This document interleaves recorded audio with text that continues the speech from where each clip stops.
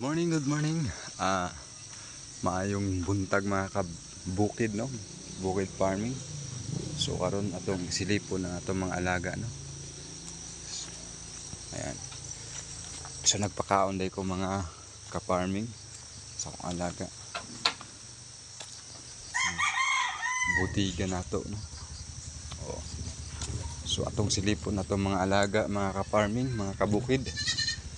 So importante mga kabukid na ang atong alaga safe sila. So lagyan natin ng trapal. Ayan. Para hindi sila malamigan.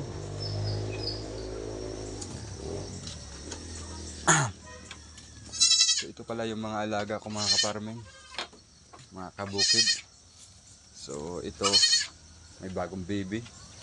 Pangalan nito ay si Reda at saka si Petra yung anak niya. At saka pangunahing income ng farm pa. Dumating sa akin yung kambing. Ito. Si Peter. So ngayong araw, ipakilala natin sila sa ating kabukid farm vlog, no? Ito yung si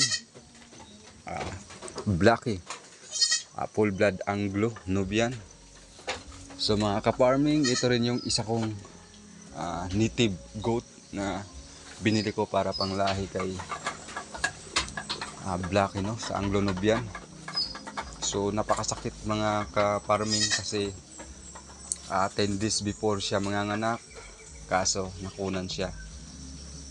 Sayang, pero okay lang.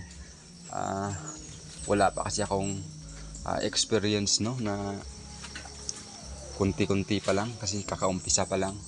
So nangyari pala sa kanya mga ka-farming is 10 days before siya manganak, nagkasakit yung paa niya, namaga. Tapos hinugasan ko, ginamot ko. So yun yung pagkakamali ko mga ka-farming, no. So hindi pala natin bigyan ng stress yung mga alaga natin. Sayang kasi nakunan siya gawa ng ginawa ko sa kanya sa paggagamot. So yun lang mga kabukid, dapat pala hindi natin sila i-stress. Tsaka ito rin si Fighter. Ganda ng kinain. So ang nila, overlooking yung nila dito. Alam po yung update sa ating farm. Kakaumpisa pa lang nung May tayo nag-farming, no? At saka binablog lang natin para yung mag-i-start pa lang dyan, sila. Oh, nandito yung isa, si Tali. So huwag kalimutan mga kabukid, no, sa pag-subscribe para makatulong sa ating vlog, para manood kayo ulit sa mga update sa ating farm. Samahan nyo ako mga kabukid hanggang sa paglago ng farm natin. Yun lang. Good morning. God bless.